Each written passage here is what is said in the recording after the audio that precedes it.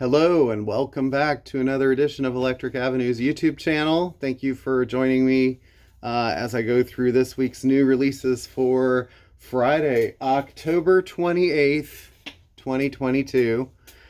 These are all the things that I've been getting in the store this week, and just going to run through them and then give a little bit of insight towards the end, clarifying some of my comments as to recent things that have been said about audio files and all this sort of business. So anyway, all right. So I'd say the big news of the week has got to be the Beatles Revolver.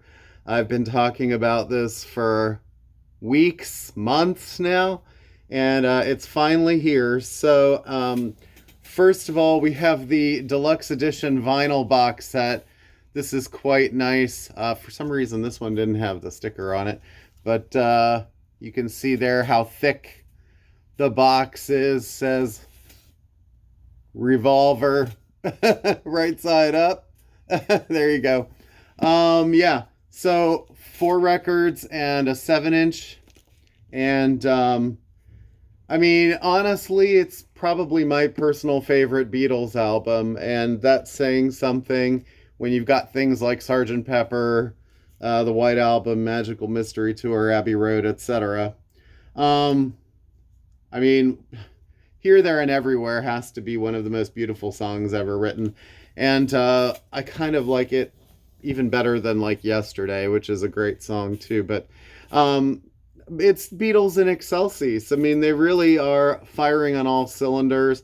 Paul made the comment that this was the first album that he felt that they all were bringing sort of real individual stuff to the table, and it shows. This is the CD box set. It's not quite as wide, but still nice, very nice, and has the same material. So for one time that I know of, or I guess the Beatles maybe did it one or two other times, but the vinyl and the CD are actually complete duplications. So, that's a good thing. One thing to keep in mind is that disc 1, record 1, is the new remixed Giles Martin stereo mix, which is supposed to be something to behold. I know there are some naysayers out there who are purists and think that we should only ever hear things in their initial state as to how they were recorded and released when they first came out, even if those recordings are 50 years old. I suppose going by that mentality, you would never get HD versions of Wizard of Oz or anything like that. So I think as long as you can put them in perspective and say, oh, this is like an updated, what technology will do with it now to make it more fully realized. And as long as it's sort of been approved by the people involved, I mean, they do go into a room and actually sit and listen to these things. Surprisingly, that may come as a shock to some people. They probably think, what, Yoko's actually sitting there listening to it? Well, Sean as well. The family members, the kids of family members, they get final say on this stuff. So, yeah, anyway, I think that it's going to be pretty illuminating to hear what he does with these mixes. And from the commentary done online that aired for him, and particularly Miles Showell, who's another mastering engineer at Abbey Road, he said it was the best sounding Beatles remaster that he had heard to this point. And there's been some pretty amazing work done, in my opinion. But that's my opinion. Take it for what it's worth. I'm not a full-on purist like some people are. I like hearing different sort of takes on things. And that way you can pick whichever one you like better. I mean, some people might like the new edition better. Another one that is maybe of interest, this is I wouldn't call it an indie store version because I think it's going to be available fairly widely, but this is the tote bag version, which you get Revolver, the vinyl, the regular remastered Giles Martin, and then it comes with a cool Revolver tote bag too. It's about $15 more than just the regular vinyl. But that's a cool tote bag to have because the artwork is so great. And then, of course, there's just the regular vinyl edition, which you can get on its own. There's a 2 CD version, and there's multiple versions of this. Yeah, even the cover art looks somehow slightly cleaned up and enhanced for sure, with that picture. Um, yeah, I don't know really what else I had to say about this except I think that I think people are going to be in for sort of a treat to hear what happens with that. So, um, put me down. All right, I'm a Beatles fan. I can't lie. Other things coming out this week. So that was really the big thing. We get an Essential Foo Fighters, which is sort of a greatest hits collection. They already had a greatest hits, but this adds more recent things to it. This had been planned for a little while. It features Everlong acoustic version at the end. Has some great pictures of them. So it's a little more expanded than the original, and you get Dave and Taylor here walking together in that cover photo. It's kind of a nice tribute of sorts, and that whole series, that's sort of the way all those record covers look with the black and white and the image at the top. There are a couple more RSD exclusives, indie exclusives this week. Built to Spill. This is an early album of theirs. The title, There's Nothing Wrong with Love. I always forget the title. The longer titles escape me, which is like bad when you're like a Fiona Apple fan.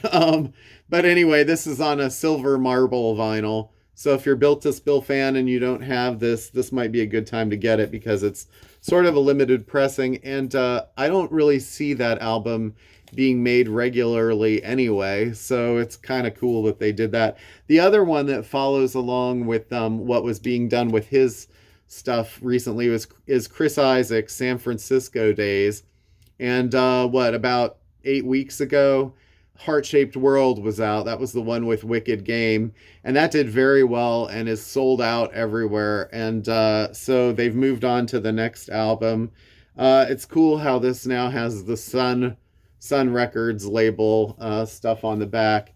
So I don't know if that's sort of a new pairing, new acquisition, whatever.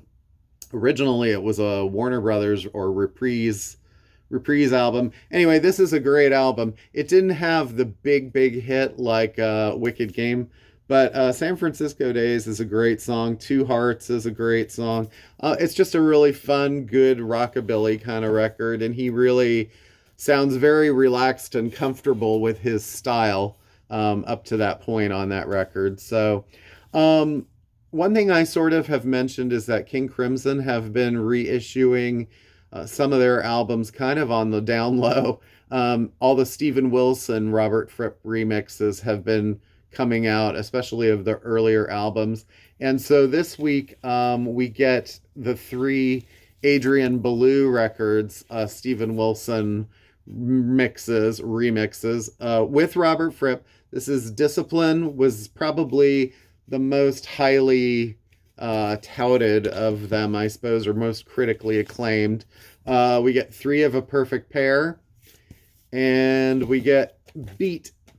All right, so those are on vinyl. I think the Steven Wilson versions, I'm not sure if that's the first time they've been on vinyl, but yeah, so you might want to check those out if you're a King Crimson fan. Also, look into getting the other ones. I know that we just recently got in the Court of the Crimson King, the Steven Wilson mix on vinyl, and I don't know how many of those are still out there, how many were made. So, yeah. All right, one of my other favorite bands of the 80s, and it's a shame that things, they kind of get a little bit, I wouldn't say forgotten. They're definitely not forgotten, but they aren't always curated the way that other bands of the era are. So it's really nice to see these in the Rocktober series. In Excess, Shabu Shuba. And this was the album that was sort of their American breakthrough. It had The One Thing was the big hit, and Don't Change was a college radio hit that became a massive cult classic. And this is pressed on clear vinyl, limited edition, 40th anniversary. This was released in 1982. Hard to believe. Amazing 80s rock record, with a little bit of a Aussie edge to it. And even better, in my opinion, I mean, I love this album, In Excess the Swing. This is on blue, limited edition blue vinyl.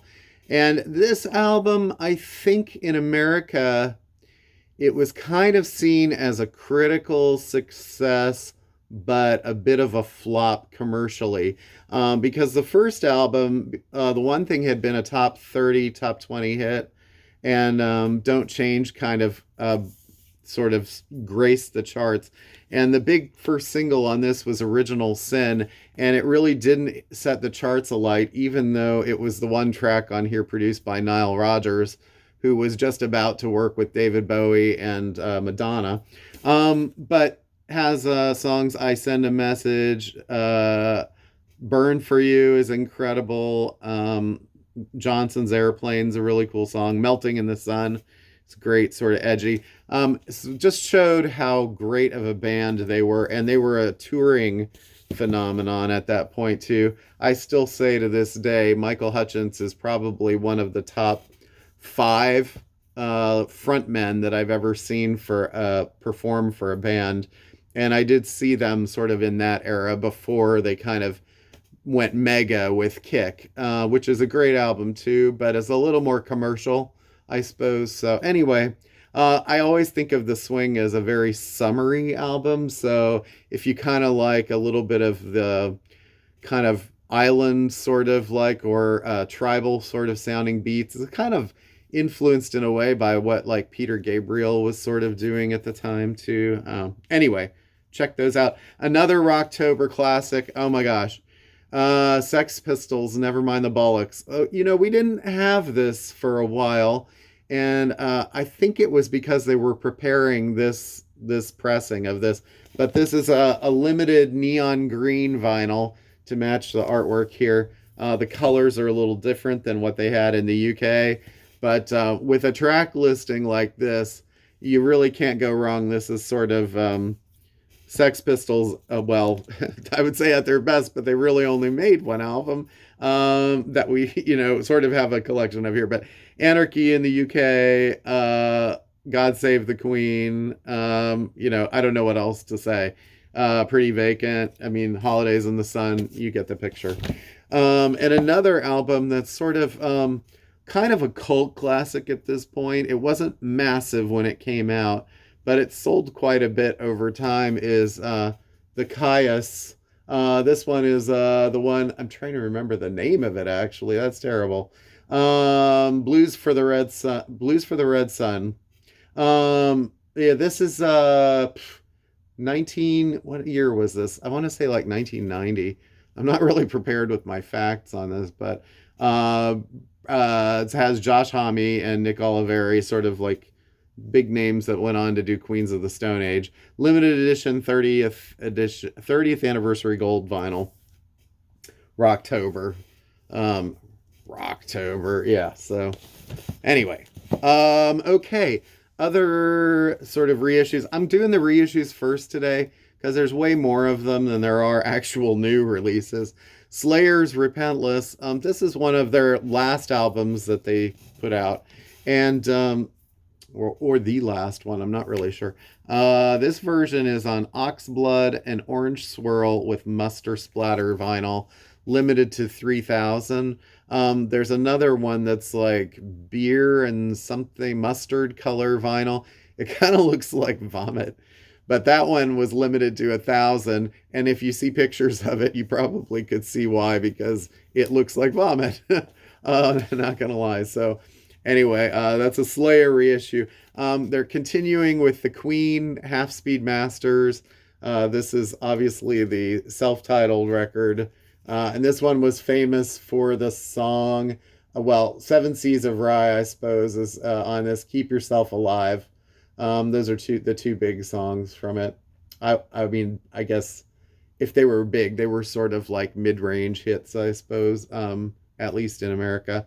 But they definitely put them on the map. I mean, and it was sort of as a big time for Queen, sort of right before Bohemian Rhapsody.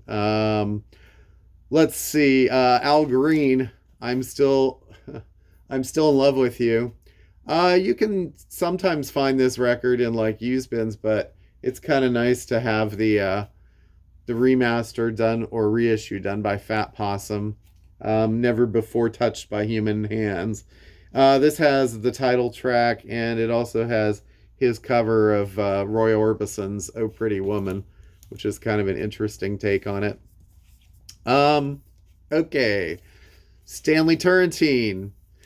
This album, Common Touch, featuring Shirley Scott, is a little more like you're getting into kind of mid-period Blue Note releases, and this is typical of the classic vinyl series, mastered by Kevin Gray at Coherent Audio. You know all of that by now. And last week, the Big John Patton record came out, and they were supposed to kind of come out at the same time, but for some reason they got split up and were separated into 2 weeks. Death Cab for Cutie, the photo album. This is one of their early classic records, and I don't see this very often anymore. This is a 180 gram clear vinyl 20th anniversary deluxe release. Includes the original vinyl only track Gridlock Caravans and all of the photos previously available only in the CD artwork.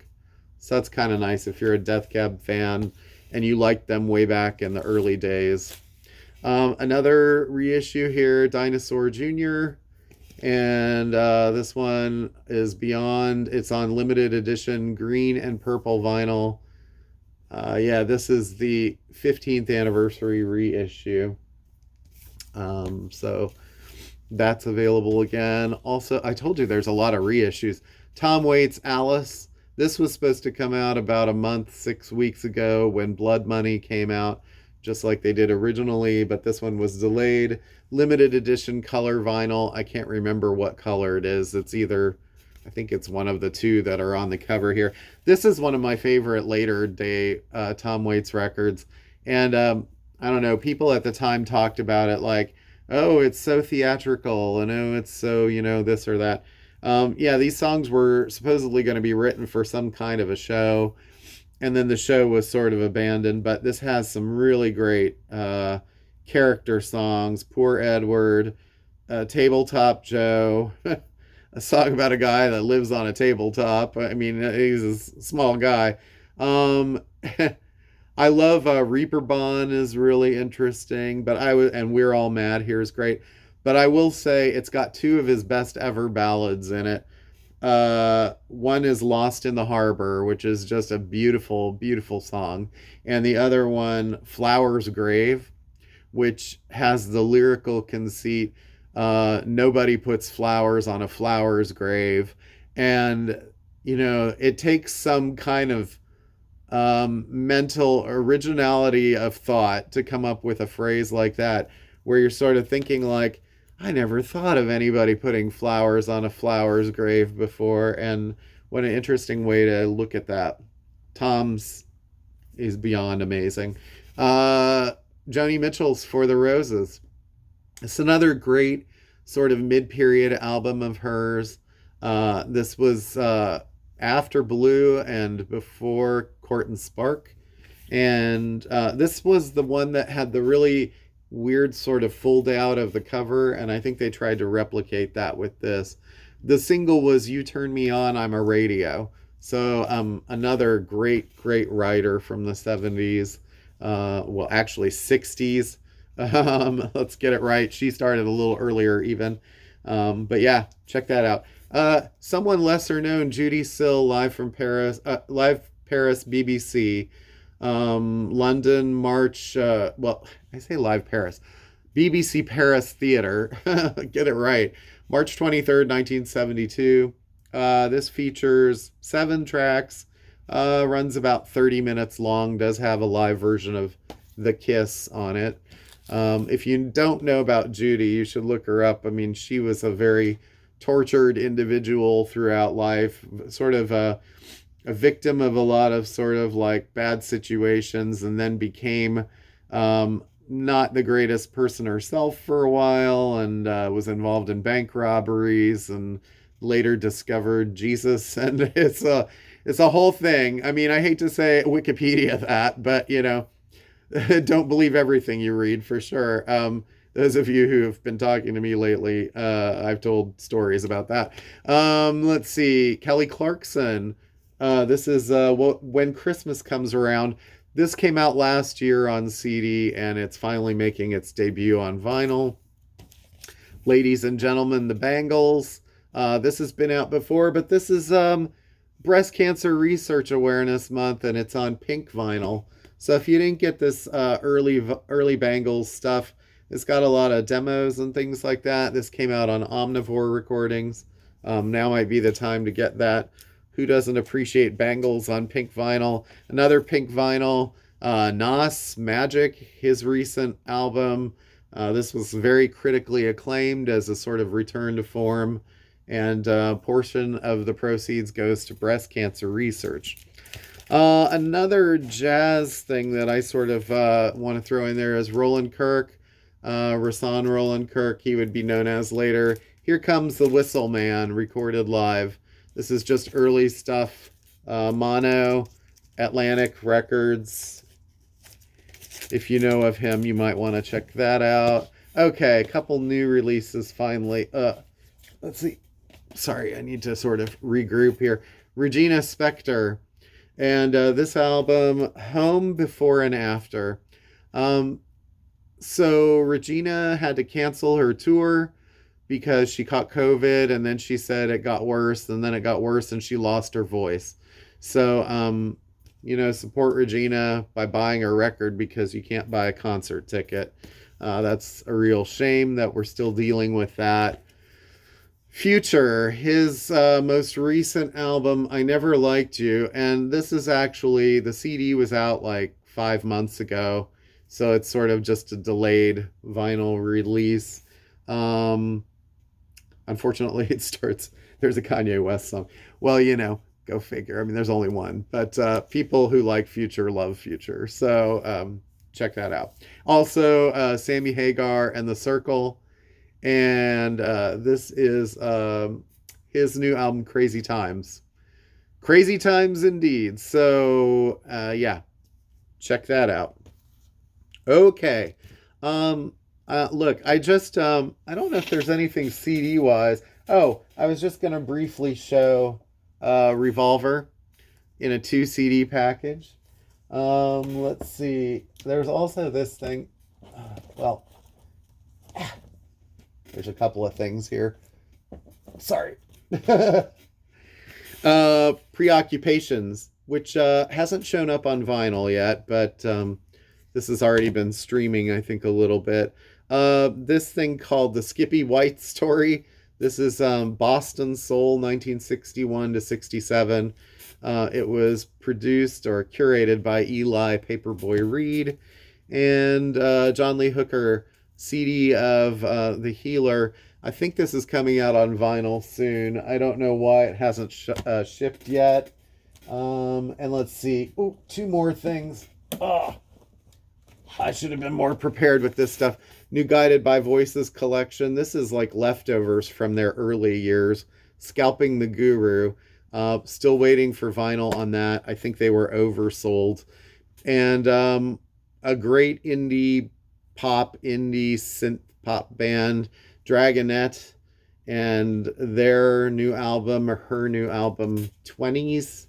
I don't know exactly what that means, but and I don't know if it's still the same band as it was. It was kind of her and her husband. They're Canadian. I'm not sure if they're still together, because she sort of asserted that it's my new album, so I don't know what that means. Maybe that was just an ad or something that I saw somewhere. So briefly, I said I was going to say a little bit more about this audiophile business that's been going around, and there was another there have been streams online dealing with the latest Washington Post article how it was making certain people look bad and other people look nasty. And I'm like, there's so much clickbait going on. And I think I'd mentioned in one of my videos something about people striving to find the perfect sound all the time, looking for the perfect sound.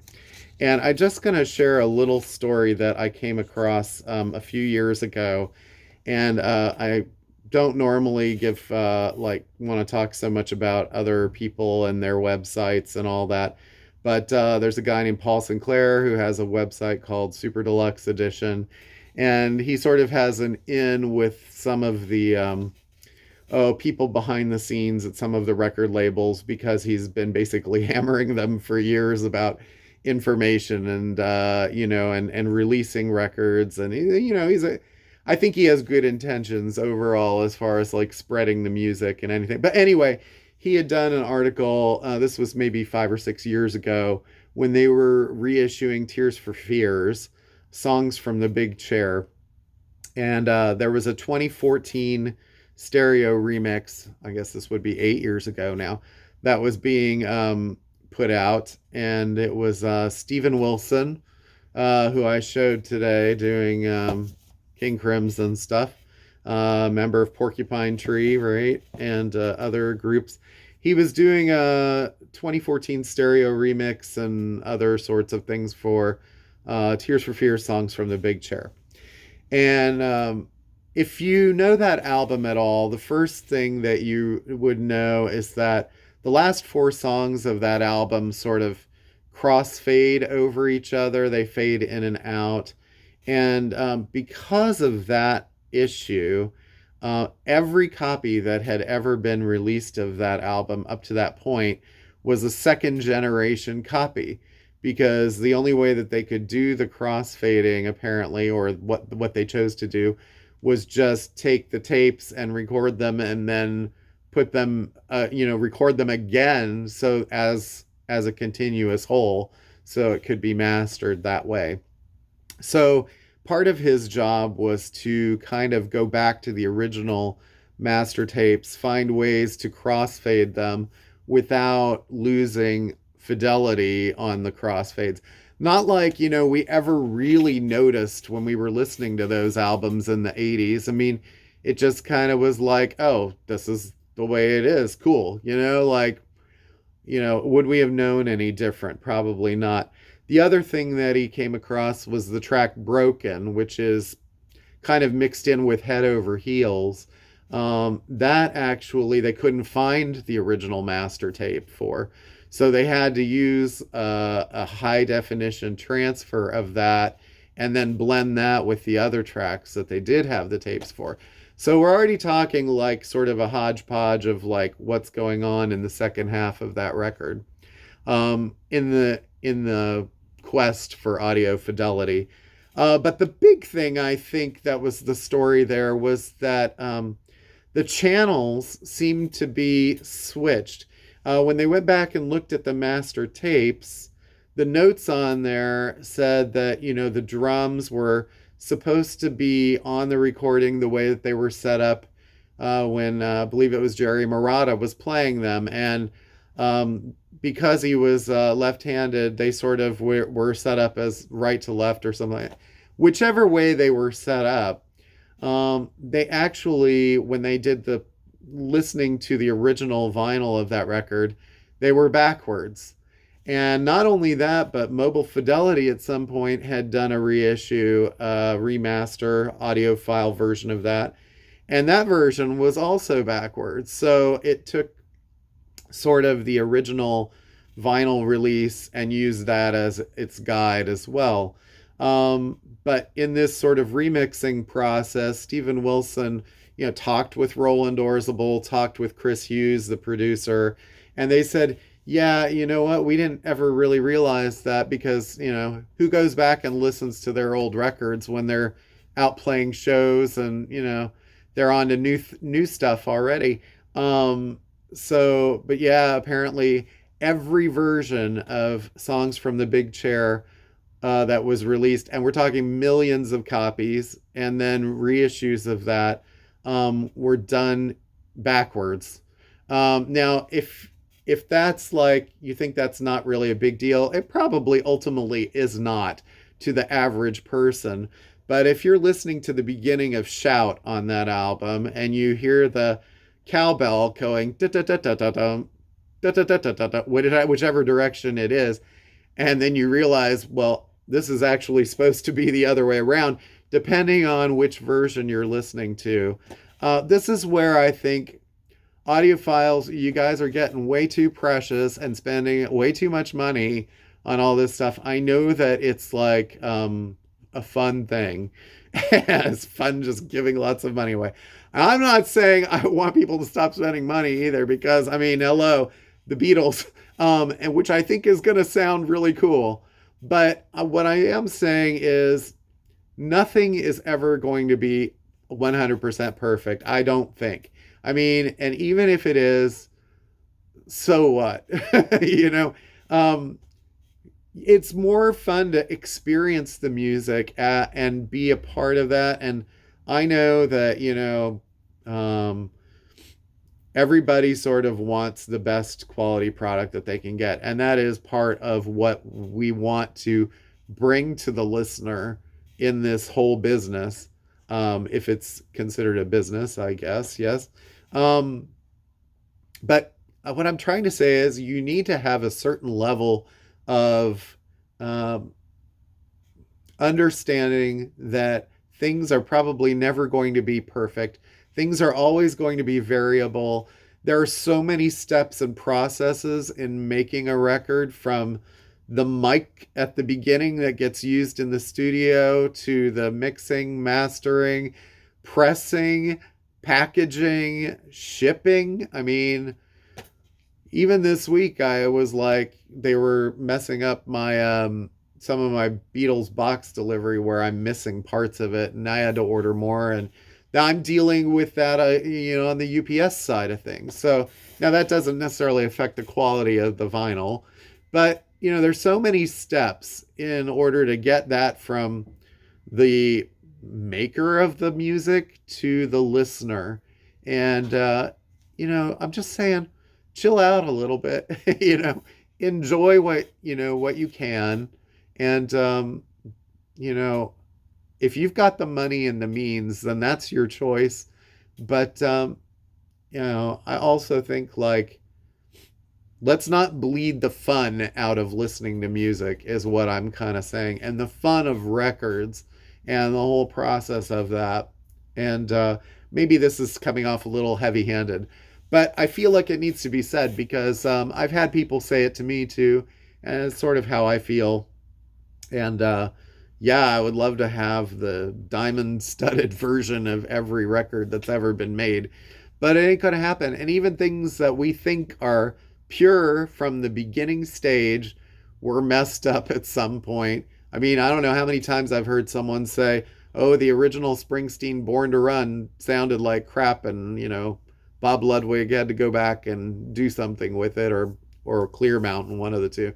Or there've been other cases of Billy Joel's Cold Spring Harbor is played too fast, so they've spent years trying to correct that in different versions too. So it's going to happen, and sometimes on a wide scale. So anyway, enough said on that. I don't know if that really sort of gave anybody sort of a decision factor on that issue, but it's something to think about. Hopefully that expanded your thought a little bit on that. And thanks to Paul for writing that article from way back. All right, and have a great weekend. Thank you. Get out and get your Beatles. Oh, I know it's going to sound good. I just know it. And plus, the fourth record in there, I didn't even say, is supposedly a full mono transfer.